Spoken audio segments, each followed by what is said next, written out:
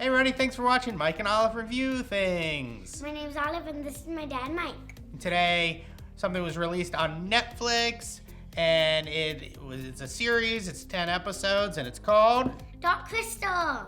Dark Crystal, and specifically the full name, Jim Henson's The Dark Crystal, Age of Resistance. Yeah. So The Dark Crystal was a movie that came out in 1982, and it was produced by Jim Henson of the Muppets and Sesame Street and puppeteering. He kind of created that whole world of things. And then 37 years later, Netflix is like, hey, let's create a prequel to Dark Crystal. So this is something that takes place, I believe, 50 years prior to Dark Crystal the movie. I'm not going to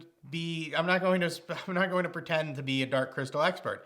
I've never seen it, and we were going to watch the movie before watching the show, and then we ran out of time. We just didn't get to it, and I thought, oh, you know what? This might be a good way of reviewing it to say, do you need to watch the movie prior to reviewing the show? And we're here to tell you, did you think that you needed to watch the movie prior to watching the show?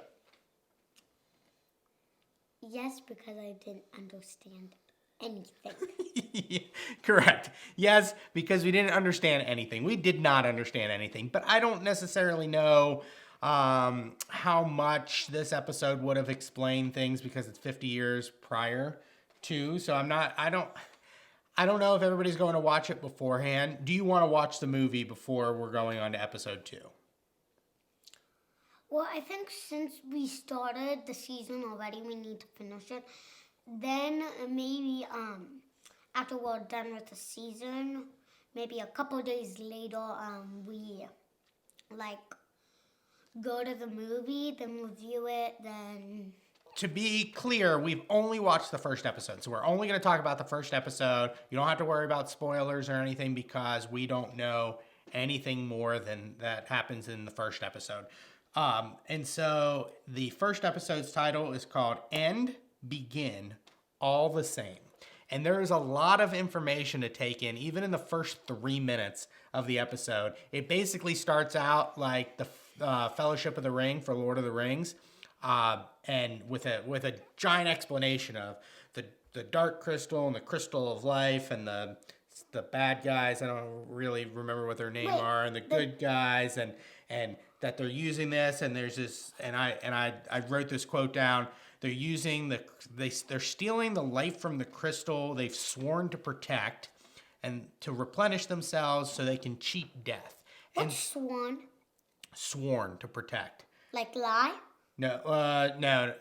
They swore. They said, "I promise." It's a promise that they make, and so that's why, we think we know who the bad guys are already, because I think they tell us in the first 3 minutes that they're supposed to protect this crystal, but in reality, they're using it to replenish themselves to cheat death. So I think right away we know who the bad guys are. There are names. There's a lot of names. There's a lot of people. There's a lot of characters. There's a lot of puppets. But I wrote down dinosaurs are the bad guys, right? The ones that look like dinosaurs. They look like lizards. Okay, they look like lizards, but lizards just came from dinosaurs. And then I wrote down the chipmunk elves are the good guys. Do you not think they look like chipmunk elves? They just look like random elves with some of them with white faces. Yeah. So chipmunk elves. I think they look like chipmunk elves. I think I figured out. I think they're called Gelflings. Is that what they were? Okay. So Gelflings. So yeah. So the dinosaurs are the bad guys, or the lizards, and the Gelflings or the chipmunk elves are the good guys. The first episode, we're introduced to a bunch of different characters. There's a lot of very famous voice actors in this: Taron Egerton, Andy Samberg, Keegan-Michael Key. About 3 or 4 different people from Game of Thrones, but I didn't know which one was which. I think I know who Taron Egerton is in it. I think he's one of the main characters, but I don't know if I really recognized any other voices. And they did definitely create an environment. They created a whole world. I mean, it's a pretty impressive world, wouldn't you think? Yeah. Oh, and also, the dinosaurs had a name. What they're called the splunkers? Something with an S. I couldn't. They said it 40 times, and I don't remember what it is. I'm sure I could look it up, but that's part of this is how much effort do you actually have to put in watching the show. Enough of an effort. Like, yeah, I think I will probably, after we record this, maybe I'll read a little bit more about it because it did interest me enough. So what was something that you liked about the show? I really like how they looked, mostly because it's weird and it's kind of nice for both way how they look and how the boys don't have wings and the girls do. That's just the weirdest thing. They're the same thing, but one has wings and one don't. That's something I disliked. I didn't like the way that they looked. I'm very impressed with the puppeteering. Netflix has also released like a making of, and I'm very interested in watching that. I think that will be the best part of this entire experience. But I thought the good guys, the chipmunk elves, reminded me a lot about Team America. If you guys have seen that by the makers of South Park, and so No. you have not seen it. It's so inappropriate. It's puppets, and all they're doing is cursing and making really, really bad choices.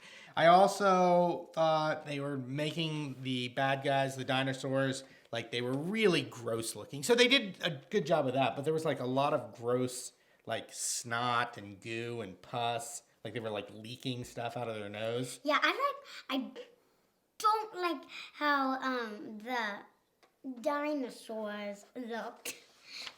I mean, they did a very good job of making us dislike them just based on how they look. I definitely liked how much effort they are putting into the lore of the show. The lore? Like the history and all the characters. They're not making it simple. They're definitely making you have to work for it and remember who these characters are. I mean, there's a whole section on tithing that they're talking about. It's a whole thing about class system. There's hints of communism. So, I mean, they're definitely dealing with some very high level stuff. And so that's the part that is going to get me to watch the next episode.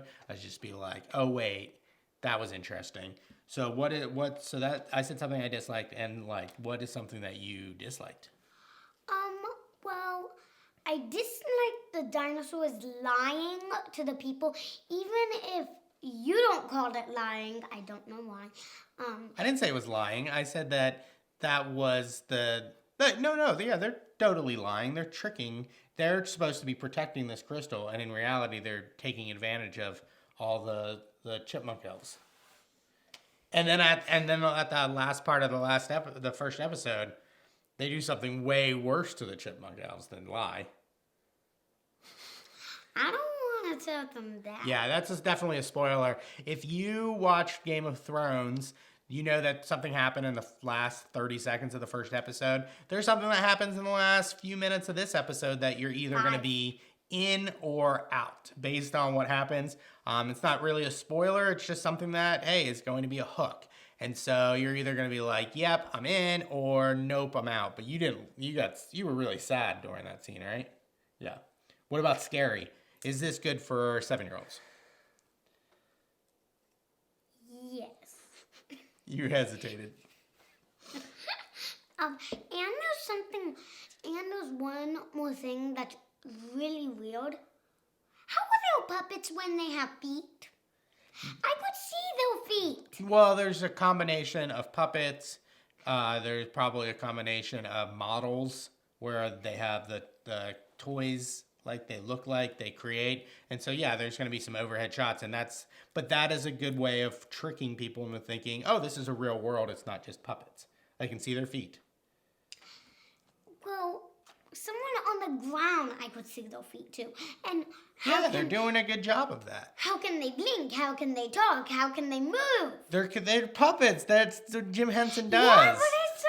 That's what's incredible about it. And so that is something that we had when we were kids. That was like one of the best ways of telling a kid story was with puppets, with the Muppets. That was a whole group of puppets that made by Jim Henson, the Muppets. Muffins? No, the Muppets, like Kermit and Fozzie.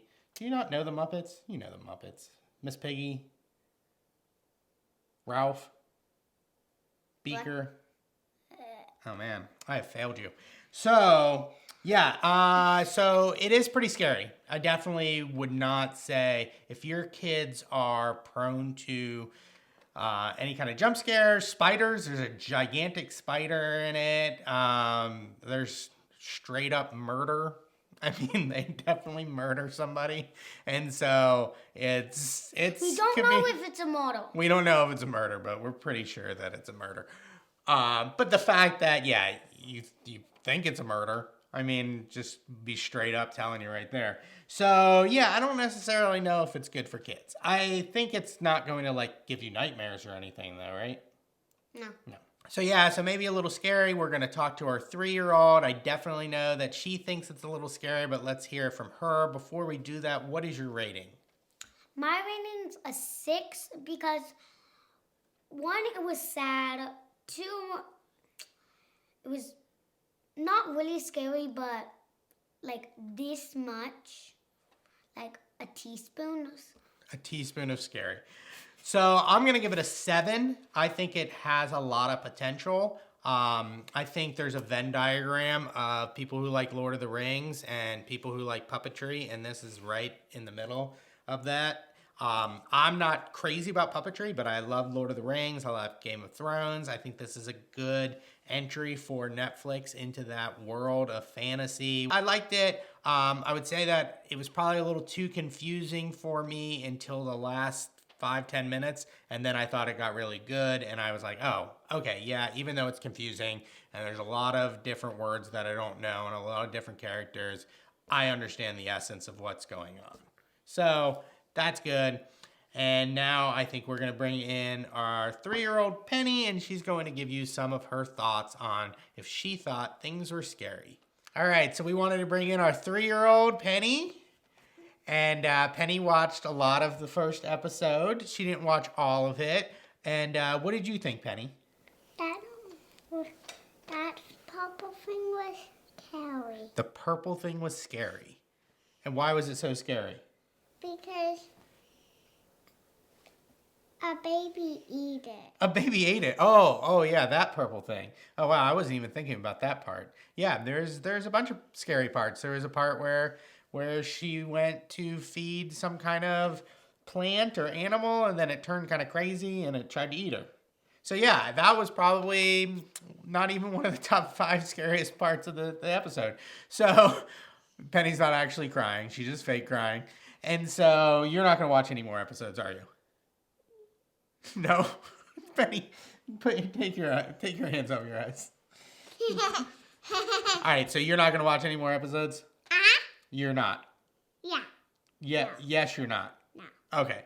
So it's too scary for a 3-year-old. Definitely too scary for a 3-year-old. I would have to agree. I think maybe even Olive would probably agree that there were some parts of it were scary. And so it's probably not going to be an incredible thing for you guys to watch as a family unless you have some older kids. So that's all we got to say about that. It's a little scary. That purple thing tried to eat her. Tried to eat the baby.